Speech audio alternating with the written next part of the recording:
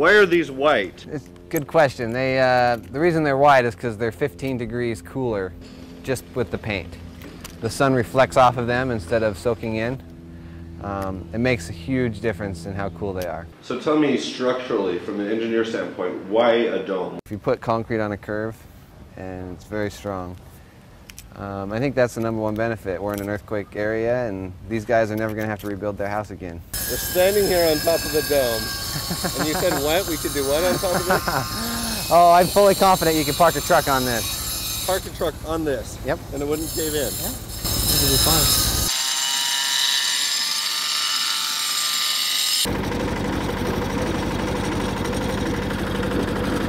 3 weeks ago, there was a small tornado in the middle of Jogja here, the city, and I walked through the next day. And for 10 square miles, these roof tiles that they have were just littered the ground about that thick. And I know that if that entire area was domes, all they'd have to do is pick up tree branches and it'd be finished. That's the main benefit. If something happens, nothing's going to happen to this house.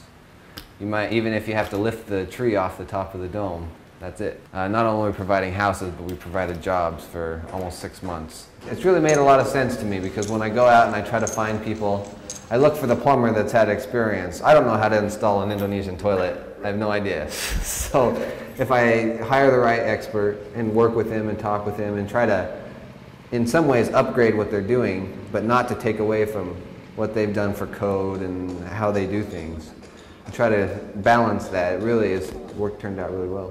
At a peak time, we've had 370 employees under our payroll, but that's not including all the other support, all the other rock trucks and cement trucks and sand and supplies, and there's been 4 little stores started all the way around the project to feed them lunch, and the economy has just been boosted all the way around. Tapi sekarang di sini agak dekat, senang sekali rasanya.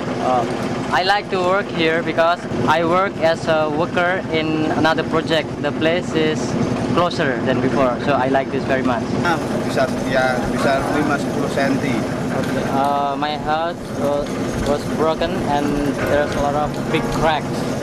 He lives in a temporary house. It made from bamboo.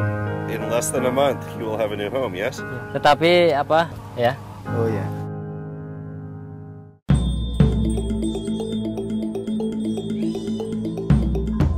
Welcome back to Profiles in Caring.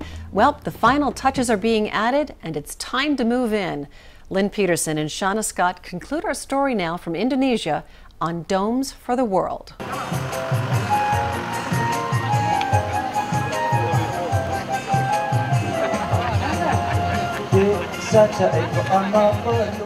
Six months of work and anticipation culminate in the grand opening ceremony.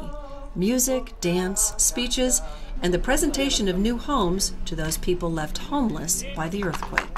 It was over the top. It was way over the top. The Minister of Housing from Indonesia. We had the representative, the King of Jakarta was there. The donor was there, who happens to be the president of MR Properties, Muhammad Alvar. In the world, if everyone can help a little bit, I don't think we'll ever face difficulty. At the end of the day, we'll have more and more people who are supportive. The families that are going to be living in these homes. There's nothing better in life than a family home. And the entire village came. The best part was the Minister of Housing. He gave the best speech ever. All of you will always be remembered by us for what you have done here. He was just so excited about the whole thing and just got everybody excited. All the villagers were just beside themselves, and the villagers came out in all their best dress. This is a very special and wonderful day. We gather to celebrate and honor this great humanitarian accomplishment.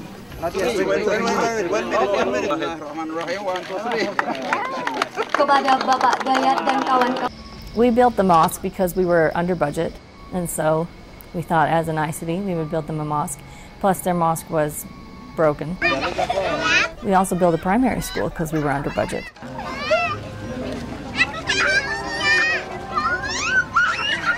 And a medical clinic because we were under budget. And they're gorgeous. They turned out so beautiful. The best thing about the ceremony was actually the next day. And everybody's taking down all the trappings from the ceremony. And all the people were starting to move in, and there was music playing, and there was electricity being rigged. Everybody's helping each other move their furniture in, and they were washing all of their houses out and smiling. People were taking pictures of each other, and that was probably my favorite day of all, was the day that they were all moving in and enjoying their houses for the first time, and they were all planting. I mean, immediately that they were moving in. And it looked like home immediately. The bamboo huts were interim housing. If they were given a bamboo hut, those people were given dome houses.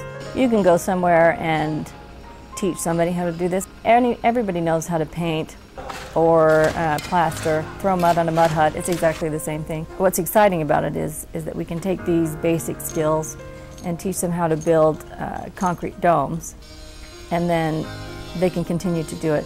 Our hope is that we can leave behind companies that will continue to do it and create new industries everywhere we go. For instance, in Indonesia, we're leaving behind these the airforms and equipment, and we've left behind a company there that is continuing to build. Instead of taking volunteers from the States going in and building something, and the people there not really benefiting economically or socially, we're actually going in and benefiting the local community both by teaching them new skills, infusing them economically with money by paying them, and then leaving behind the equipment and hopefully giving them a new trade, plus the housing. I mean, it's really a wide breadth of things that we're leaving behind.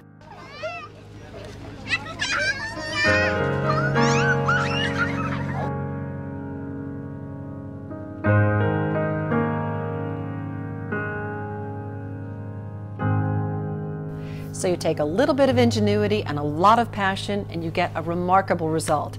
Thank you, Rebecca, and Domes for the World. By the way, Domes for the World does have plans to put more eco-shells in other countries. They're also planning an installation right here in Texas. If you'd like more information, or if you'd like to share your video story with us, log on to our website, goodtube.org. For all of us at Profiles in Caring, I'm Kimberly Perkins. Thanks for watching, and thanks for caring.